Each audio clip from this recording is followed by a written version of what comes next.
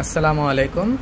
আজকে আপনাদেরকে একটু কন্ট্রোলার নিয়ে আলোচনা করব আপনাদের সাথে, যে মিশুকের অথবা রিক্সার কোন কন্ট্রোলারটা যথেষ্ট ভালো।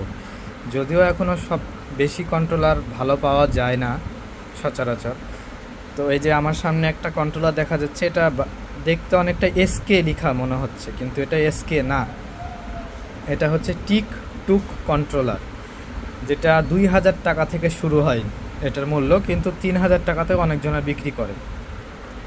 আমার দেখা মতে সবচাইতে বাজে কন্ট্রোলার বলা যায় এটাকে। এই যে একেবারে বোর্ড ছোট, সেটা বড় জিনিস না, বোর্ডের কোয়ালিটিও খুবই খারাপ, মসফেটগুলোও খুব তাড়াতাড়ি নষ্ট হয়ে যায়, ক্যাপাসিটার তো একেবারেই ভালো না, অল্প সময়ের মধ্যে ফুলে যায় আর খুব তাড়াতাড়ি নষ্ট হয়, বোর্ড সহ পুড়ে যায় এটা। এখন অধিকাংশ গাড়ি তৈরি যারা করে তারা এই কন্ট্রোলারটা দিয়ে চেষ্টা করছে গাড়ি দেওয়ার। তো আপনারা বাহ্যিকভাবে দেখে মনে হবে এটা তো এসকের কন্ট্রোলার, তো আপনারা এটা তার দেখেও চিনতে পারবেন যে এসকের কন্ট্রোলারে কিন্তু এরকম তার থাকে না, এটা একটু কাপড়ের মতন তার দেওয়া। আর আমি সবাইকে এখন সাজেস্ট করি এই কন্ট্রোলারটার জন্য, জিআর গোল্ডের এটা হচ্ছে 1200 ওয়াটের কন্ট্রোলার একটা। এটা সাথে ইনবিল্ট কানেক্টর, মানে এটাতেই আপনারা মোটরের লাইনটা কানেক্ট করতে পারবেন। আর সবচেয়ে বড় সুবিধা হলো কি, ড্রাইভার চালক নিজে বুঝতে পারবে যে আমার গাড়ির কি সমস্যা হয়েছে। এখানে যেমনি আন্ডার ভোল্টেজে লাল বাতি জ্বলবে, এই যে এখানে 5টা লাইট দেওয়া আছে, 5টা লাইটে সব রকমের ফল্টগুলো দেখানো যায় এটাতে। আর কন্ট্রোলারটার ওয়েটটাও অনেক বেশি, কিন্তু এটার ভিতরে কোনো ধাতব পদার্থ না ব্যবহার করেই শক্তিশালী হিটসিং দেওয়া হয়েছে, যার কারণে ওজনটা অনেক বেশি হয়ে গেছে।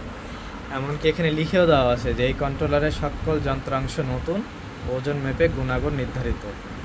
ওজন বেশি হলে কন্ট্রোলার ভালো হয় না। আর তো আপনারা চেষ্টা করবেন এই কন্ট্রোলারটা থেকে বিরত থাকার। এসকে লেখা দেখলেও খুব সাবধানতার সাথে এসকে দেখবেন। এই যে অরিজিনাল এসকে গোল্ড এরকম থাকে কন্ট্রোলারটা।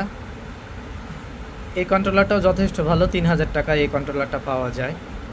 এই যে এটার তারগুলো এরকম থাকে শক্ত এবং সামনে লাইট থাকে, আর এটার কোয়ালিটিও যথেষ্ট ভালো হয়। কন্ট্রোলারের বোর্ড, মানে প্রথম অবস্থায় যেই কন্ট্রোলারগুলো আমরা পাইতাম, এই কন্ট্রোলারটাও এরকমভাবে তৈরি করা হয়েছে।